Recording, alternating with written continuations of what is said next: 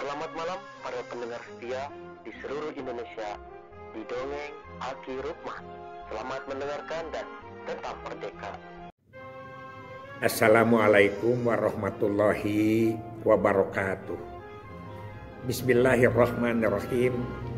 Innallaha yuhibbul zaman. Bapak, Ibu, dan kawan-kawan sekalian, kita sedang membahas karakter-karakter kepemimpinan Sunda. Dengan contoh yang ada sekarang, yaitu yang memerintah atau memimpin jadi pupuhu di Tatar Pasundan, Jawa Barat. Bila kemarin kita berbicara pada panca pupuhu, yaitu 5 kepemimpinan Sunda, cicing Nabi Birit Lewi imahna satangtung batu, dituruban ku haneulem, ditihangan ku hanjuang, digawena jauh ka bedug anggang kadulag jeung kudu jadi budak angon. Yang satu sudah. Sekarang kita bagaimana aplikasi Pak Gubernur Kang Deddy Mulyadi dalam filosofi kedua, yaitu imahna satangtung batu. Imah itu adalah rumah. Rumahnya setinggi batu. Jadi maksudnya bahwa pendiriannya, keteguhannya itu kuat seperti batu, keras gitu. Artinya bisa kalau dibikin apa juga batu sih bisa dipakai pembangunan dan lain sebagainya, tapi memerlukan satu dobrakan dan gerakan yang sangat kuat. Begitu ya. Misalnya dengan martil dan lain sebagainya. Nah, sekarang bagaimana beliau? Beliau itu sampai nyebut, saya itu ingin jadi gubernur itu salah satunya adalah ingin menerapkan kembali kebudayaan Sunda di rumahnya sendiri. Kita sudah lupa, turun temurun kita lupa itu ya, karena tidak belajar. Orang keburu dari sejak kecil kita diajarkan dengan Barat, misalnya diajarkan dengan Timur Tengah dan lain sebagainya. Itu yang dimaksud oleh Pak Deddy. Kita contohkan. Satu, ketika dia mempertahankan bahasa Sunda di PBB. Jadi pidatonya bukan di Indonesia, bukan di Ciberem, bukan di Cimahi, bukan di Cisaat, tapi di gedung PBB dan diikuti oleh puluh-puluh negara. Dia berbicara dalam menjelaskan tentang bahasa Sunda. Tentu saja pakai penerjemah. Aki lihat ya YouTube-nya itu. Dia menceritakan Sampurasun saja. Begitu luas. Makanya orang-orang dari beberapa negara menyebut bahwa Deddy Mulyadi adalah filosof ulu. Begitu. Betul. Jadi kita itu memang tidak bisa lah mengekspos ya. Terus terang saja. Jangankan mengekspos atau gimana kita mau mengekspos ke orang lain, memberitahu orang lain kita punya budaya. Wong kitanya sendiri juga tidak ngerti. Coba nih para pemirsa, Aki ingin tanya apa yang disebut dengan kesenian buncis, dog-dog lojor. Ayo, bangkong reang. Kan kita tidak hafal, ya, tidak hafal. Sampai yang disebut dengan adu domba mah jelas itu mah dari Garut ya, topeng pencaran dan lain sebagainya kita kan tidak paham soal itu. Jadi kita tidak ekspos. Nah, yang kedua Pak Deddy pernah Aki ikut di Purwakarta tuh para budayawan kumpul se-Jawa Barat. Dia itu pidato tanpa teks sambil memadamkan mata, memejamkan mata. Dia berbicara bahwa kenapa kita harus belajar ke Barat? Kenapa filosof ajaran-ajaran Aristoteles, Sokrates itu dipelajari? Kenapa kita tidak? Padahal kami berani. Sampai begitu. Urang kudu wani. Kita membandingkan mana yang lebih bagus. Karena apa? Karena filosof-filosof Barat yang begitu bagus belum tentu akan sama dengan karakter orang Sunda. Itu Deddy Mulyadi. Begitu. Jadi dia itu sampai menantang-nantang lah begitu ya. Jadi tidak hanya sekedar keberanian untuk mengemukakan, tapi juga sampai membanding-bandingkan dengan yang lain.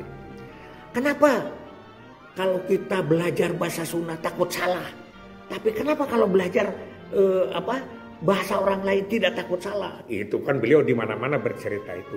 Itulah keteguhan jiwanya ya, Kang Deddy. Ketika dia bekerja, apa yang dia lakukan itu adalah kalau dia merasa teguh dan benar, itu dia tidak pundung, tidak pandang apapun.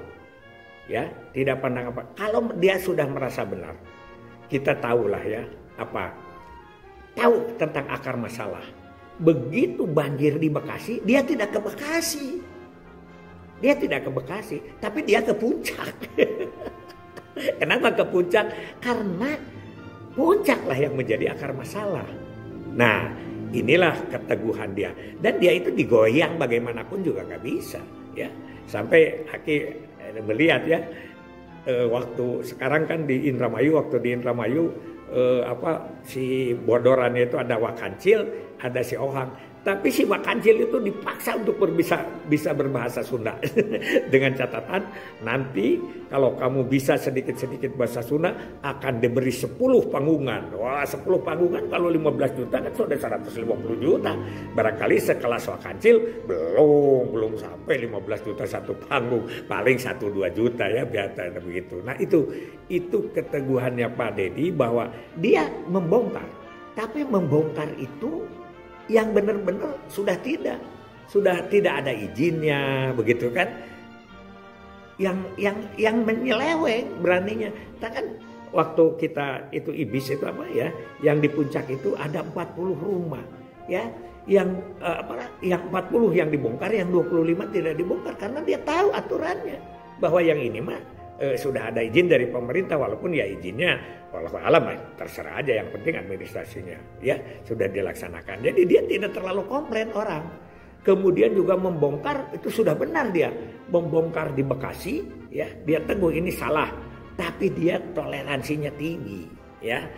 Wah, seharusnya kalau orang yang nyerobot tanah pemerintah apalagi dengan sampah yang begitu itu sudah aja dibongkar tanpa ada kompensasi atau apa, tapi dia tidak tega dia itu ya begitu. Nah sekarang yang terakhir ini yang kejadian kemarin di Cirebon ya, tentang urugan itu yang menimbun 17 orang. Itu dia bilang kan tahun 2003 dia sudah ke sana. Dia sudah melarang supaya itu dihentikan, tapi karena tidak punya kewenangan ya, dia apa waktu itu kan jadi DPR juga tidak, sedang siap-siap untuk masuk ke Gerindra, kemudian untuk menjadi pencalonan gubernur. Ya akhirnya itu begitulah, itulah Deddy Mulyadi, keteguhan iman. Ya kembali Aki ulangi lagi nih pengalaman Aki dengan Pak Teguh, menunggu 5 jam di satu tempat, yaitu tempat perjanjian Aki dengan beliau. Karena terlambat, beliau pergi dulu ke kegiatan lain. Itu sifatnya beliau. Jadi tidak banyak nunggu-nunggu di satu tempat. Datang lagi hanya untuk mendiskusikan, padahal sudah deal bahwa ayudisasi itu akan dilaksanakan di Purwakarta. Cuman Aki dengan Pak Teguh atau BKKBN Jawa Barat inginnya di Cibungur, Pak Deddy inginnya di Bojong.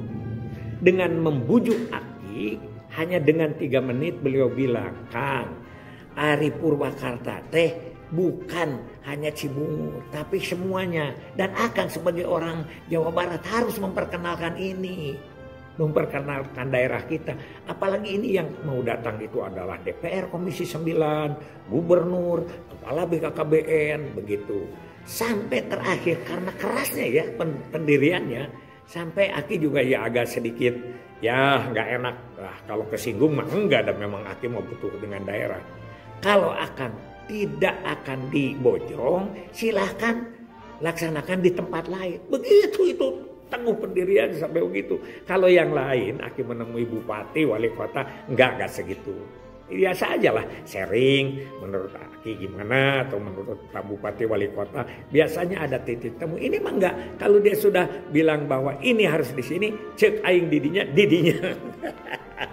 Itu yang disebut dengan apa? Yang disebut imah nak satangtung batu.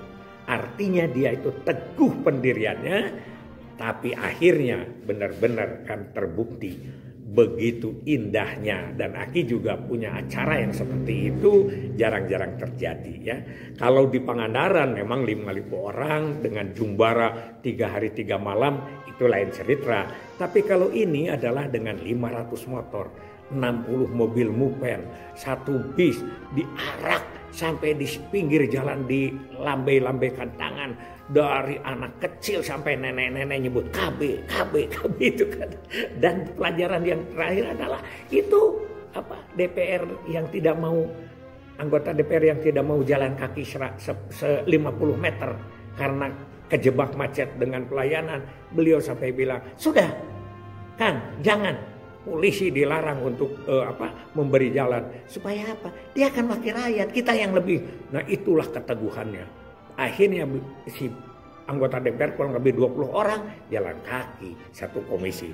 Itu Deddy Mulyadi. Jadi sudah cocok dengan yang pertama, yaitu cicing Nabi Birit Lewi, dan sekarang sudah cocok dengan yang kedua, yaitu Imah Nasatangtung Batu. Kita lanjut besok. Assalamualaikum warahmatullahi wabarakatuh.